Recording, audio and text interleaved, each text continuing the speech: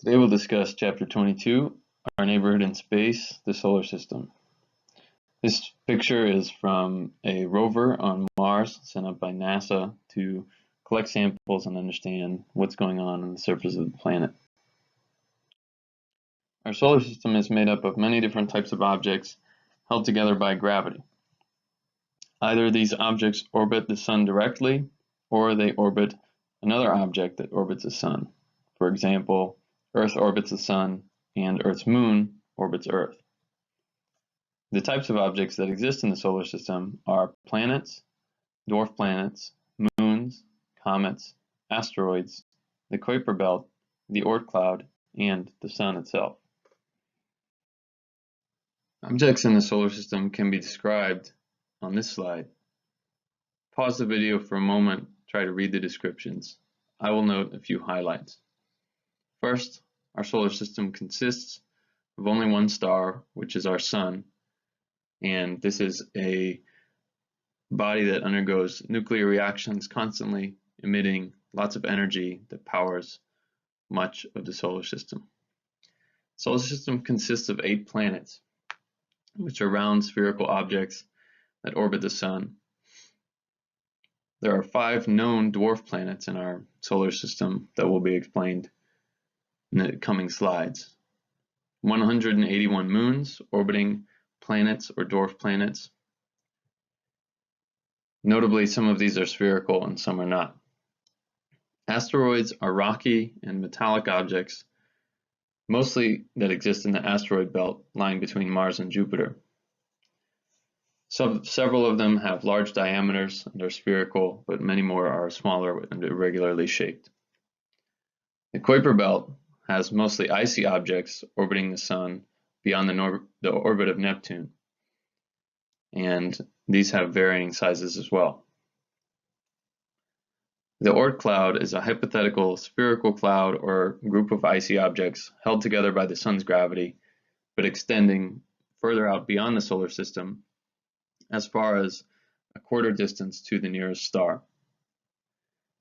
Comets are icy and dusty objects with diameters from tens of meters to a few kilometers. These orbit the Sun in highly elliptical orbits and produce tails when they reach closer to the Sun. Then there are meteoroids, which are objects less than 1 meter across that orbit the Sun. The 8 planets of our solar system are defined through the following criteria. An object is defined as a planet if it directly orbits the Sun, it is spherical, and if it has cleared its orbit of other objects. One important thing to consider here is that the IAU, or the International Astronomical Union, definition of a planet in 2006 applies only to our solar system. So when we discuss planets in other parts of the universe, in other galaxies for example, they may not have these exact characteristics. But when we're discussing our solar system, in order to be called a planet, it must have these 3 characteristics. The 8 planets of our solar system are shown in the image on the right, with the first 4 planets being known as the terrestrial planets, and the last 4 planets being known as the Jovian planets. The terrestrial planets from Mercury, Venus, Earth, and Mars are significantly smaller than the Jovian planets, as can be seen in the picture. The Sun contains most of the mass in our solar system, about 99.9% of it, and the planets, as a result, are much smaller than the Sun. So here's a picture of our 8 planets with their sizes scaled relative to the size of the Sun. Pluto is considered a dwarf planet because it only meets the first 2 conditions of being a planet, and it hasn't met the 3rd condition of clearing its orbit of other objects. There are other dwarf planets like Ceres, Sedna, and Eris. The planets all orbit on or very near the same flat surface or plane around the Sun's equator. This was defined in the Chapter 21 lecture, and it is known as the ecliptic. So here's an oblique view of all 8 planetary orbits. Note that it is not to scale. On the Earth, we observe that planets follow on or very near the line of the ecliptic, as shown in the image below. The orientation of the planetary orbit's top and of the moon orbit's bottom are shown relative to the ecliptic plane. This slide shows a table of several characteristics of planets as compared to Earth. So, for example, the duration of 1 day on Mars, or excuse me, 1 day on Earth is the same duration as 243 days on Venus. This table also shows the different axial tilts relative to the ecliptic plane, rotation directions, duration of years, number of moons, relative masses, and relative radii, as well as absolute radii and absolute density, among other criteria. The tilt of a planet's rotation is specified relative to its orbit. An axis perpendicular to its orbital plane would have a 0-degree tilt, whereas an axis parallel to its orbital plane would have a 90-degree tilt. A comparison of the planets displays a range of tilts as shown in the figure below.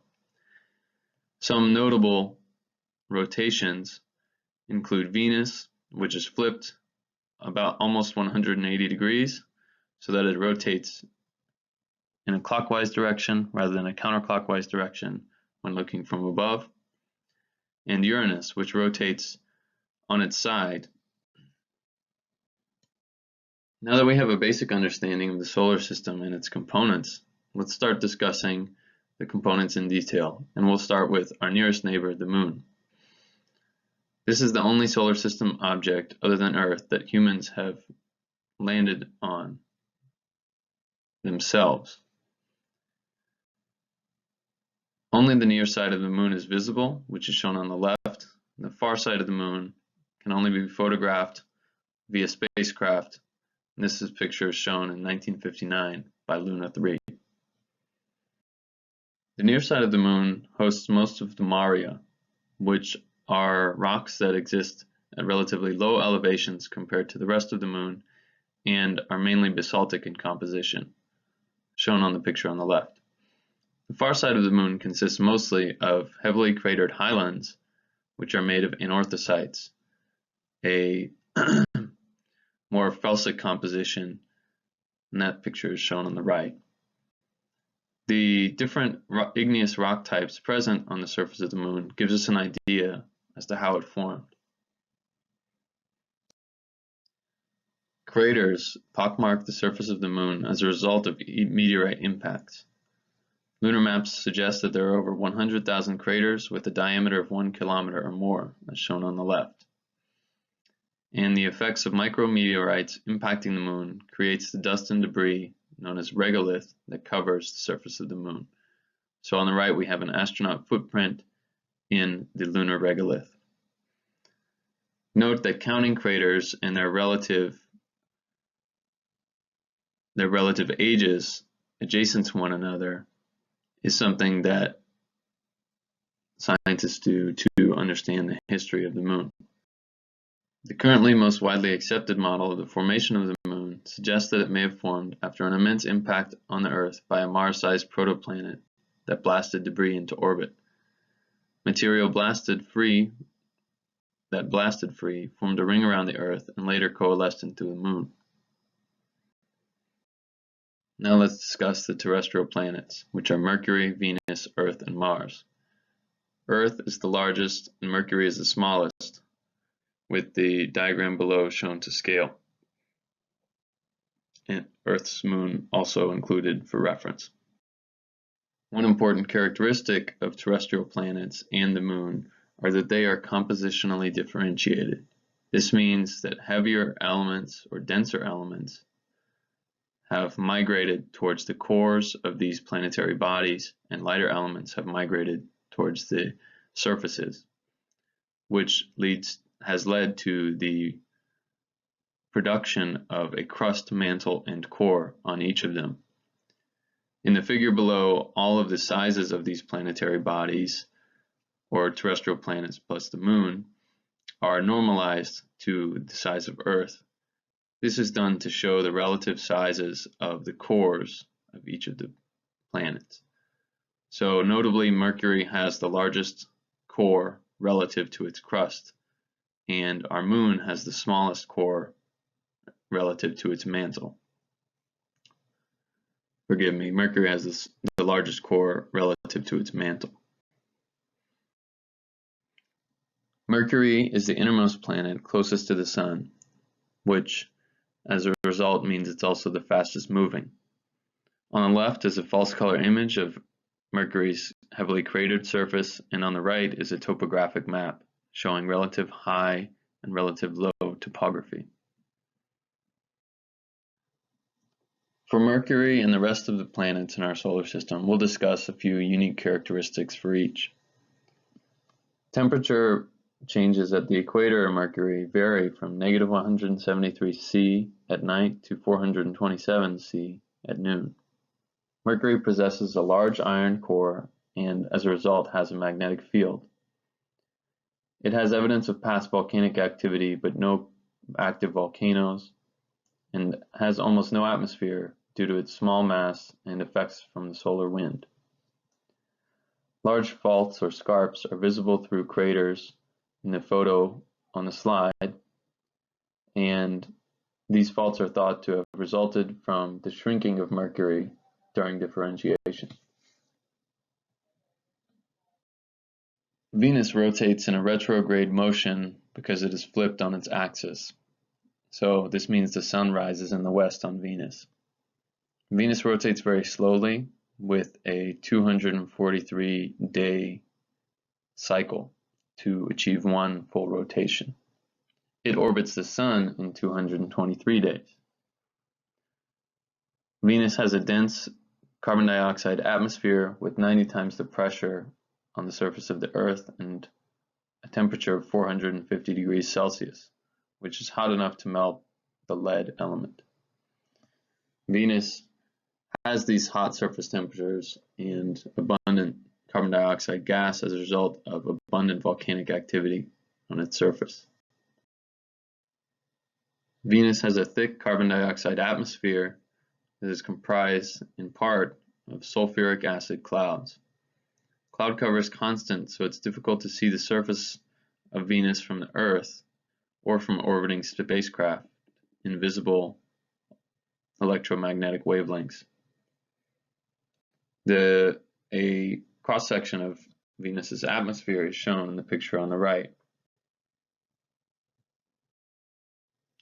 Because of its thick cloud cover, the surface of Venus has only been seen or photographed twice by probes landed by the Soviet Union.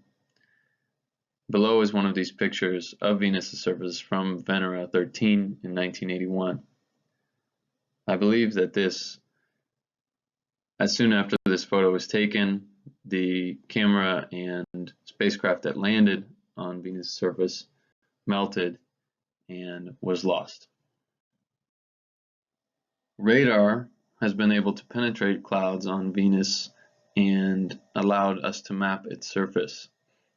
This mapping shows volcanic structures and a few impact craters, suggesting a relatively young, active surface. This radar image is from Magellan, 1989, and when combining some radar images with radar altimetry, Magellan and those who have worked on it have been able to develop a three-dimensional map of the surface, producing an image of Mat Mon's volcano, as shown on the left. Now let's discuss Mars. Mars, known as the Red Planet, is the most studied planet other than Earth. Currently it's cold, dry, and covered with rock and dust, but evidence suggests it was warmer and had liquid water on its surface in the past. Mars has a very thin atmosphere, about 0.6% of the size of Earth's, and like Venus, it is mostly made of carbon dioxide. The surface has very cold temperatures of negative 55 degrees Celsius on average, although it has a very similar day length and tilt as Earth, 24.6 degrees tilt and 25 25-degree tilt and 24.6 hour day. Mars has more extreme and longer seasons than Earth, with wind speeds of up to 100 kilometers per hour recorded. Mars is 1/10 of Earth's mass and has carbon dioxide ice caps at the poles that melt in the summer. Mars has two small, irregularly shaped moons, Phobos and Deimos, that are most likely asteroids captured by Mars' gravity. Mars' topography is very interesting, but slightly different than from Earth. It shows highlands, lowlands, volcanic structures, and rifts, but doesn't have mountain ranges or ocean basins. The surface of Mars contains many distinct geomorphological provinces, including plains, canyons, and highlands and volcanoes. Below is shown the Valles Marineris, an enormous rift valley on Mars. Mars doesn't have any currently active volcanoes, but shows abundant evidence of past activity, with the most obvious being Olympus Mons, which is a shield volcano and the largest volcano in our solar system. It's about 2.5 times the size of Mauna Loa in Hawaii. The size is likely because there's no active plate tectonic regime like that on Earth, so any sort of hotspot would remain in the same place. This is known as a stagnant lid or heat pipe plate tectonic regime.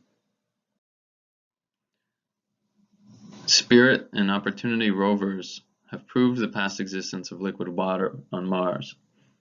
Many features on the surface appear to be the result of this action and presence of water. On the left is the Casey Valles outflow channel, which looks like a delta, and on the right are thin laminate rocks that appear to have been deposited by flowing water. Now we'll transition to discussing the giant planets, which are 4.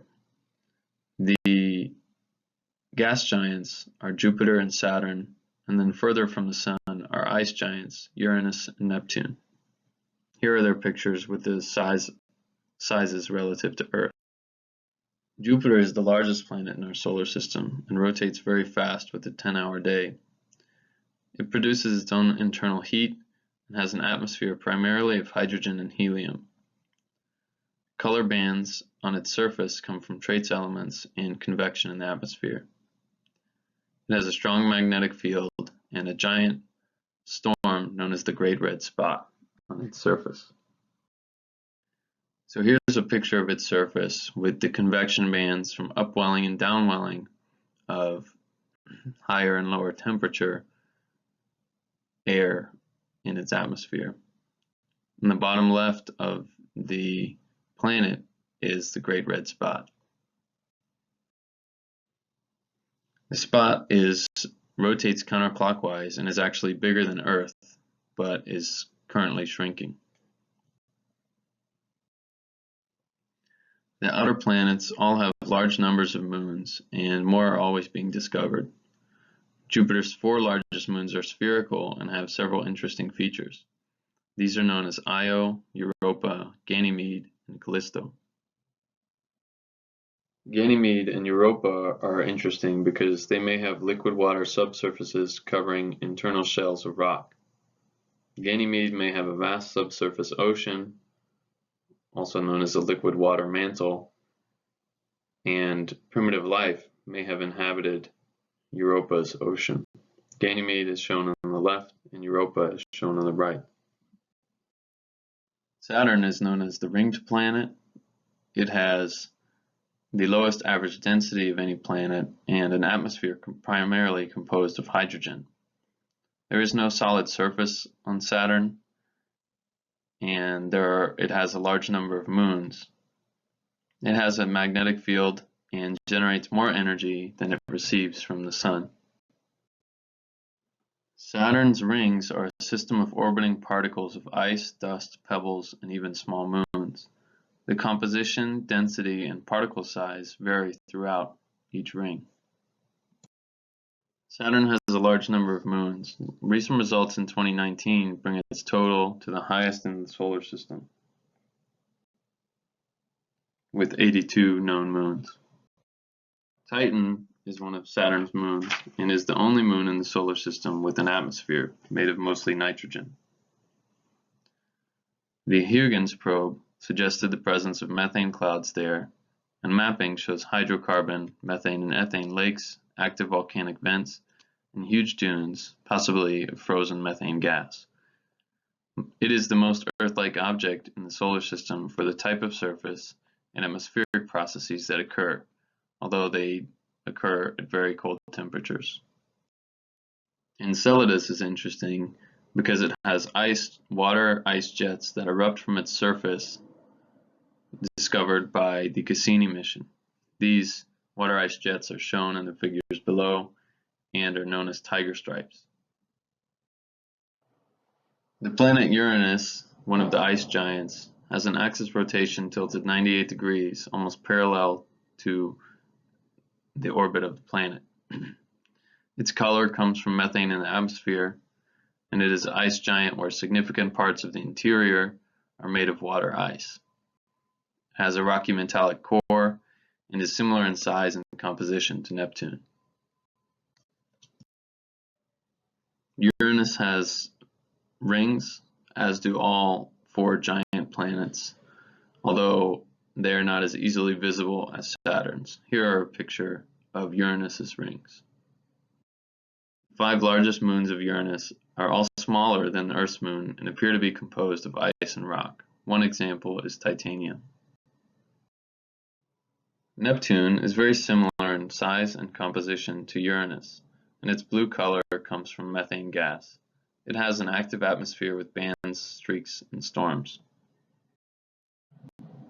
Here is a picture of its rings with the planet blacked out to show the rings in better light. Neptune's largest moon is named Triton, which has a retrograde orbit, and there are relatively few craters on its icy surface as compared to other bodies,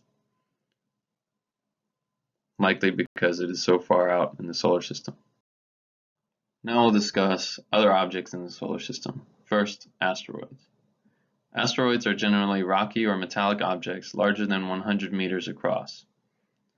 They are the remains of primitive planetesimals or planet-forming bodies that never coalesced into large groups or were broken up during collisions. They are found throughout the solar system, but the main concentration is in the asteroid belt between Jupiter and Mars. We'll briefly mention Pluto again, which has been a dwarf planet since 2006, the changing of the planetary definition. It has a very eccentric orbit and is located in the Kuiper belt. These pictures show close-up views of Pluto's surface from the New Horizons 2015 flyby mission. They reveal icy mountains and fractured plains. Pluto has several moons, including its largest, Charon, discovered in 1978. This also has a low number of impact craters on its surface. Comets are loosely bound aggregates of rock and ice traditionally referred to as dirty snowballs. They are composed of a nucleus and a tail, with the tail appearing as material melts or outgasses as the comet becomes nearer to the Sun. On the left is a picture of the Hale-Bopp comet with its tail. The highly elliptical orbit of Halley's comet is shown in the figure on the right. This is a picture of a comet with its nucleus composed of loosely bound ice, methane, carbon dioxide, and ammonia, and rock, with volatiles escaping on its edge as it gets closer to the Sun. Comets actually have 2 tails. The ion tail always points straight away from the Sun, whereas the dust tail curves slightly, though is still pointing away from the Sun. The comet shown on the right is the Hale-Bopp comet. Now let's discuss meteoroids, meteors, and meteorites. Objects less than 1 meter across are referred to as meteoroids. Meteoroids whose paths cross the Earth's orbit may collide with the Earth. A meteoroid that enters the atmosphere can generate immense heat which causes some or all of the meteoroid to vaporize and produce a streak of light across the sky called a meteor. During a meteor shower, observers can see from tens to hundreds of meteors per hour. This is shown in the picture at the top. If a meteoroid makes it to the ground, survives its travel through the atmosphere, then it becomes a meteorite, shown at the bottom. Finally, we'll discuss different ways of defining the outer edge of our solar system. The heliosphere is the region affected by the solar wind. You'll notice in the figure on the bottom left that it exists beyond the Kuiper belt, which exists beyond the orbit of Neptune. The Oort cloud is a sphere of material surrounding our solar system out to hundreds of thousands of astronomical units, which is shown in the figure on the right. You can see that the heliosphere is much smaller than the Oort cloud, fits directly in the center of it.